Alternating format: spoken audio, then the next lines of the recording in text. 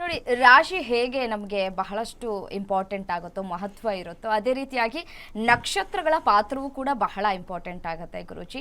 ಇನ್ನು ನಕ್ಷತ್ರಗಳ ಬಗ್ಗೆ ಮಾತನಾಡ್ತಾ ಹೋಗೋದಾದ್ರೆ ಗುರುಜಿ, ಯಾವ ನಕ್ಷತ್ರಕ್ಕೆ ಒಳಿತು, ಯಾವ ನಕ್ಷತ್ರ ಪಳಪಳ ಅಂತ ಒಳಿಯುತ್ತೆ, ಯಾವ ನಕ್ಷತ್ರಕ್ಕೆ ಸಮಸ್ಯೆ ಆಗತ್ತೆ ಅಂತ ಹೇಳಿ. ಸಾಧಾರಣವಾಗಿ ನಕ್ಷತ್ರಗಳಲ್ಲಿ ಏನಾಗಿದೆ, 27 ನಕ್ಷತ್ರ ಅಂತ ಹೇಳ್ತಾರೆ.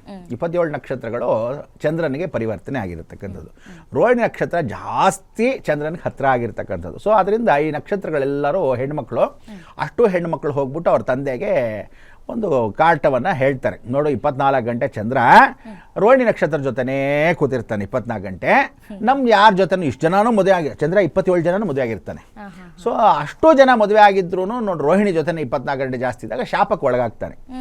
ಆಗ ಶಾಪಕ್ಕೆ ಒಳಗಾಗಿರ್ತಕ್ಕಂಥ ಗತಿಯಲ್ಲಿ ಅವನಿಗೆ ಆ ಶಾಪವನ್ನು ಹಿಂತೆಗೆಯಕ್ಕಾಗಲ್ಲ ಅಂತ ಪರಮೇಶ್ವರ ಏನು ಹೇಳ್ತಾನೆ ರಮ್ಯ. ಆ ಪರಮೇಶ್ವರ ತಾನು ಆ ಶಾಪವನ್ನು ತೆಗೆದು ಬಿಸಾಕ್ತಾನೆ. ತೆಗೆದು ಹಾಕಕ್ಕೆ ನಾನು ನೋಡೋಕ್ಕಾಗಲ್ಲ, ಶಾಪ ಕೊಟ್ಟಿರೋದು ಪೂರ್ತಿಯಾಗಿ ನಡೆಯುತ್ತೆ, ಆದರೆ ಅಮಾವಾಸ್ಯೆ ಪೌರ್ಣಿಮೆ ಚೇಂಜ್ ಮಾಡ್ತೀನಿ. ಸೊ ನಿನಗೇನಂತೆ, ಅಮಾವಾಸ್ಯೆ ಆಗ್ತಾ ಇದ್ದಂಗೆ ರೋಹಿಣಿ ಹತ್ರ ಹೋಗ್ತೀಯ, ಪೌರ್ಣಿಮೆ ಬರೋ ಅಷ್ಟರಲ್ಲಿ ಬೇರೆ ನಕ್ಷತ್ರಗಳ ಹತ್ರ ಇರ್ತೀಯ. ಸೊ ನಿನ್ನ ಶಾಪ ವಿಮೋಚನೆ ಸೌರಾಷ್ಟ್ರೇ ಸೋಮನಾಥಂಚ, ಸೋಮನಾಥದಲ್ಲಿ ನಿನ್ನ ದೋಷಗಳು ಪರಿಹಾರ ಆಗತ್ತೆ ಅಂತ. ಆವತ್ತಿಂದ ಏನಾಗತ್ತೆ, ನಾರದ ಮಹಾಮುನಿ ಇರತಕ್ಕಂಥ ಜೊತೆ 27 ನಕ್ಷತ್ರಗಳು, ಚಂದ್ರನ ಜೊತೆ ಇರತಕ್ಕಂಥ 27 ನಕ್ಷತ್ರಗಳು ಎರಡೂ ಮಾಯೆಯಲ್ಲಿ ವ್ಯವಸ್ಥೆ ಆಗುತ್ತೆ. ಅದಕ್ಕೆ ನಾವು ಚಂದ್ರನಿಂದ ಗೋಚಾರ ಅಂತೀವಿ. ಲಗ್ನದಿಂದ ಸೊ ಲಗ್ನ ಅಂದ ತಕ್ಷಣ ನೀನು ಅಂತ ಅರ್ಥ, ವಾಟ್ ಯು ವಿಲ್ ಡೂ ಅಂತ, ನೀನೇನು ಮಾಡಬಹುದು ಅಂತ. ಏನೇನು ನಡೆಯುತ್ತೆ ನಿನ್ನ ಜೊತೆಗೆ, ನೀನೇನೇನು ನಕ್ಷತ್ರಗಳ ಜೊತೆಗೆ ನೀನು ಏನು ಮಾಡ್ತೀಯಾ ಅನ್ನೋದು ಚಂದ್ರನ ಜೊತೆ ನೋಡ್ತೀವಿ, ಗೋಚಾರದಲ್ಲಿ ನೋಡ್ತೀವಿ. ಸೊ ಎಲ್ಲರೂ ತಾಯಂದ್ರಿಗೆ ಹುಟ್ಟೋದು, ತಂದೆಗೆ ಹುಟ್ಟಕ್ಕೆ ಸಾಧ್ಯ ಇಲ್ಲ. ಸೊ ಇಡೀ ಜಗತ್ತಲ್ಲಿ ತಂದೆಗೆ ಹುಟ್ಟಿರ್ತಕ್ಕಂಥದ್ದು ಒಂದೇ ಒಂದು ಪ್ರಾಣಿ ಅಂದರೆ ಸಮುದ್ರ, ಸಿ ಹಾರ್ಸ್ ಅಂತ ಕರಿತೀವಿ. ಅದು ತಂದೆಗೆ ಹುಟ್ಟತಕ್ಕಂಥದ್ದು. ಮಿಕ್ಕಿದೆಲ್ಲನೂ ತಾಯಿನಲ್ಲೇ ವಿಶೇಷವಾಗಿ ಹುಟ್ಟತಕ್ಕಂಥವು ಎಲ್ಲ ಪ್ರಾಣಿಗಳು. ಸೊ ಚಂದ್ರ ತಾಯಿ, ಮಾತೃದೇವೋ ಭವ ಭಾಳ ಇಂಪಾರ್ಟೆಂಟ್. ಚಂದ್ರನ ನೋಡ್ತೀವಿ. ಸೊ ಎಲ್ಲರಿಗೂ ಚಂದ್ರ ಎಲ್ಲಿಂದ ಬರ್ತಾನೆ ಅದೇ ರಾಶಿ, ಅದೇ ನಕ್ಷತ್ರ. ಯಾರೇ ಆಗಲಿ, ಯಾವ ಜಾತಿ ಆಗಲಿ, ಯಾವ ಧರ್ಮ ಆಗಲಿ, ಏನೇ ಆಗಲಿ, ಎಲ್ರಿಗೂ ಆಗ್ತಕ್ಕಂಥದ್ದು. ಅವ್ನು ಕ್ರಿಶ್ಚಿಯನ್ ಆಗಲಿ, ಮುಸ್ಲಿಮ್ ಆಗಲಿ, ಹಿಂದೂ ಆಗಲಿ, ಪಾರ್ಸಿ ಆಗಲಿ, ಜೈನ ಆಗಲಿ, ಬೌದ್ಧ ಧರ್ಮದವನಿಗೆ ಎನೀ ಧರ್ಮದಲ್ಲಾಗಿದ್ದರೂ ಭಾರತ ದೇಶ ಅಲ್ಲ, ಇಡೀ ಭೂಮಂಡಲ ಹೀಗೆ ನಡೆಯುತ್ತೆ. ಸೊ ಕೆಲವರು ಒಂದೇ ನಕ್ಷತ್ರದವರು ಒಂದು 22 ಜನ ಅಂತ ಇರುತ್ತೆ ಅಂತ ಇಟ್ಕೊ. 22 ನಕ್ಷತ್ರ ಜನನು ಒಂದೇ ಟೈಮಿಂಗ್ ಹುಟ್ಟಿರ್ತಾರೆ ಎಲ್ಲಾಗಲಿ. ಆದರೆ ಅವ್ರ ತಂದೆ ತಾಯಿ ಬೇರೆ ಹುಟ್ಟಿರ್ತಾರೆ, ಅವ್ರ ಕರ್ಮಗಳು ಬೇರೆ, ಅವ್ರು ಹುಟ್ಟಿರೋ ಜಾಗಗಳು ಬೇರೆ, ಅವ್ರು ಬೇರೆ ಬೇರೆ ಧರ್ಮದಲ್ಲಿ ಹುಟ್ಟಿರ್ತಾರೆ, ಬೇರೆ ಬೇರೆ ಸ್ಥಳದಲ್ಲಿ ಹುಟ್ಟಿರ್ತಾರೆ, ಅನಾಥರಾಗಿ ಹುಟ್ಟಿರ್ತಾರೆ, ಕೆಲವರು ಕೋಟ್ಯಾಧೀಶ್ವರ ಹುಟ್ಟಿರ್ತಾರೆ, ಪೂರ್ವ ಜನ್ಮನಿ, ಇಹ ಜನ್ಮನಿ, ಜನ್ಮ ಜನ್ಮನಿ ಅಂತ. ಸೊ ಅದಕ್ಕೆಲ್ಲನೂ ಏನು ಅಂದರೆ, ನಾವು ಒಬ್ಬೊಬ್ಬ ಅಂದರೆ 60% ಮಾತ್ರ ಅಸ್ಟ್ರಾಲಜಿ ಅಂತ ಕರಿತೀವಿ, 60% ಮಾತ್ರ ನಾವು ಹೇಳ್ತಕ್ಕಂಥದ್ದು, 20% human psychology, in 20% will power. So ಇಷ್ಟು ನೋಡಿದಾಗ 100% ವ್ಯವಸ್ಥೆ ಆಗುತ್ತೆ. So will power, where there is a will there is a way. So ನಾವು ಹೇಳೋದು ಒಂದು ದಾರಿ ದೀಪ ಅಷ್ಟೇ. It is a only guideline, not fate. ಹಣೆ ಬರ ನಾನು ಬದಲಾಯಿಸೋಕ್ಕೆ ಸಾಧ್ಯ ಇಲ್ಲ. ಹಾಗೆ ಇದರಲ್ಲಿ ಏನೇನು ಬಂದಿದೆ, ಪೂರ್ವದಿಂದ ಬಂದಿದೆ ನಕ್ಷತ್ರಗಳು ಜ್ಞಾಪಕ ಇಟ್ಕೊ. ಇನ್ನೊಂದು ರಮ್ಯ ಏನು ಅಂದರೆ, ಇವರಿಗೆಲ್ಲ ವೀಕ್ಷಕರಿಗೆ ಎಷ್ಟೋ ಜನ ಯಾರು ಮಾಧ್ಯಮದಲ್ಲಿ ಹೇಳದೇ ಇರತಕ್ಕಂಥ ವಿಚಾರ ನಾನು ಹೇಳ್ತೀನಿ ಕೇಳು. ಏನು ಹೇಳುತ್ತೆ, ಅಗ್ನಿ, ಭೂಮಿ, ವಾಯು, ಜಲ, ಈ 4 ಇಂಪಾರ್ಟೆಂಟು. ಸೊ ಇದನ್ನು ತ್ರಿಕೋಣ ಅಂತ ಕರಿತೀವಿ. ಸೊ 12 ರಾಶಿ 3/12 ಅಂದರೆ 3 4 12 ಅಂತ ಲೆಕ್ಕ ಇಟ್ಕೊತೀವಿ. ಸೊ ಮೇಷರಾಶಿ, ಅದಾದಮೇಲೆ ವೃಷಭ ರಾಶಿ, ಆಮೇಲೆ ಮಿಥುನ್ ರಾಶಿ, ಕಟಕ ರಾಶಿ. ನೋಡು, ಮೇಷರಾಶಿ ಬಂದು ಅಗ್ನಿ, ಅದಾದ ತಕ್ಷಣ ಇರ್ತಕ್ಕಂಥದ್ದು ಭೂಮಿ, ಎರಡನೇದು ವೃಷಭ ರಾಶಿ ಭೂಮಿ, ಅದಾದಮೇಲೆ ವಾಯುಗ್ರಹ ಮಿಥುನ, ಆಮೇಲೆ ಜಲ ಬಂದು ಕಟಕ ರಾಶಿ. ಸೊ ಹೀಗೆ ಮತ್ತೆ ತಿರುಗಿ ಸ್ಟಾರ್ಟು, ಅಗ್ನಿ, ಭೂಮಿ, ವಾಯು, ಜಲ, ತಿರುಗಿ ಅಗ್ನಿ, ಭೂಮಿ, ವಾಯು, ಜಲ, ಈ 3 into 4 ಲೆಕ್ಕ. ಸೊ ಏನು ಮೇಷರಾಶಿ ಇರುತ್ತೆ ಸೇಮ್ ಸಿಂಹರಾಶಿ, ಏನು ಸಿಂಹರಾಶಿ ಇರುತ್ತೆ ಸೇಮ್ ಧನುರಾಶಿ. ಸೊ ಇದು ತ್ರಿಕೋಣ ಅಂತ, ಅಗ್ನಿ ತ್ರಿಕೋಣ ಅಂತ ಕರಿತೀವಿ. ಸೊ ಇದು ಯಾರು ಎಲ್ಲೂ ಹೇಳ್ಕೊಂಡಿರಲ್ಲ. ಸೊ ಏನಾಗುತ್ತೆ, ನೀನು ಯಾವತ್ತೂ ಯಾವ್ದಾರು ಒಂದು ರಾಶಿ ಹೇಳಿದಾಗ, ಯಾವ್ದಾರು ಒಂದು ನಕ್ಷತ್ರಕ್ಕೆ ಹೇಳಿದಾಗ, ಒಂದು ಲಿಫ್ಟಲ್ಲಿ ನಾವು 9 ಜನ ನಿಂತ್ಕೋಬೋದು, ಒಂದು ಲಿಫ್ಟಲ್ಲಿ 9 ಜನ ನಿಂತ್ಕೋಬೋದು. ಸೊ 9 ಜನದ ಮೇಲೆ ಇನ್ನೊಬ್ಬನ ಎಕ್ಸ್ಟ್ರಾ ಆಗಂಗಿಲ್ಲ.